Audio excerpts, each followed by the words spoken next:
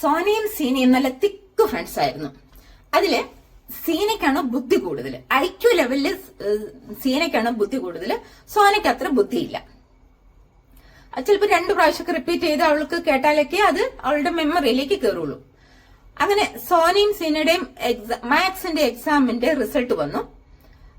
സോനയ്ക്ക് 3 മാർക്കും 10ൽ 3 മാർക്കും, സീനയ്ക്ക് 10ൽ 5 മാർക്കും. പക്ഷെ സീന നല്ല ബുദ്ധിയുള്ള കുട്ടിയാണെന്ന് ഞാൻ പറഞ്ഞല്ലോ.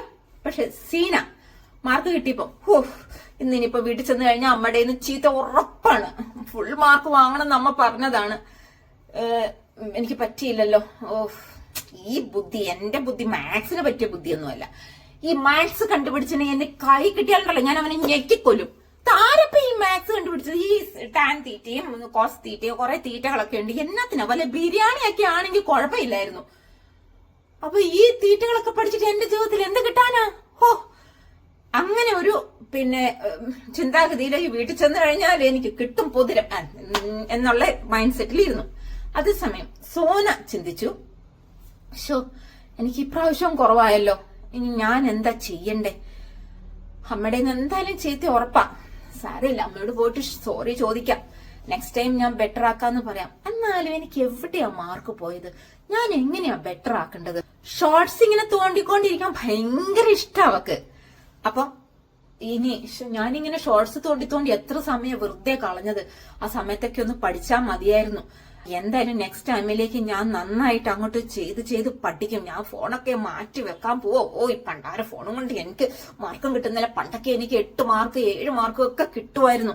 ഈ ഫുള്ള് കിട്ടിയില്ലേ 8, 7 ഒക്കെ കിട്ടുമായിരുന്നു. ഇതിപ്പോ 3 മാർക്കും കൊണ്ട് ഞാൻ എങ്ങനെ അമ്മയുടെ അടുത്ത് പോകും? എന്റെ ദൈവമേ. ഈ മൈൻഡ് സെറ്റില് രണ്ടുപേരും ഇരുന്നാല് അടുത്ത പ്രാവശ്യത്തെ എക്സാമിന് ഏത് കുട്ടിക്കാണ് കൂടുതൽ മാർക്ക് കിട്ടുക? തീർച്ചയായിട്ടും സോനയ്ക്കാണ്. ഐക്യു കുറഞ്ഞ സോനയ്ക്കായിരിക്കും അടുത്ത പ്രാവശ്യം മാർക്ക് കൂടുതൽ കിട്ടുക. സീന നല്ല ഐക്യു ഉള്ള കുട്ടിയാണെങ്കിൽ അവൾക്ക് മാർക്ക് കുറവായിരിക്കും. കാരണം അവളുടെ മൈൻഡ് സെറ്റ് എന്താ? ഈ മാത്സ് കണ്ടുപിടിച്ചവനെ കൈ കിട്ടിയാലുണ്ടല്ലോ ഞാൻ എന്താ ചെയ്യുന്നതെന്ന് എനിക്ക് അറിയത്തില്ല. മറ്റേ കുട്ടി എന്താ ചിന്തിച്ചേ? മറ്റേ കുട്ടി ചിന്തിച്ചത് ഞാൻ എങ്ങനെ ബെറ്റർ ആക്കാം.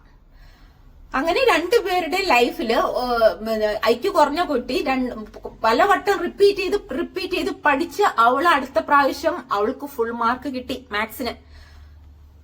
ബുദ്ധി കൂടുതലുള്ള സീന അതേ അവസ്ഥയിൽ തന്നെ തുടർന്നു.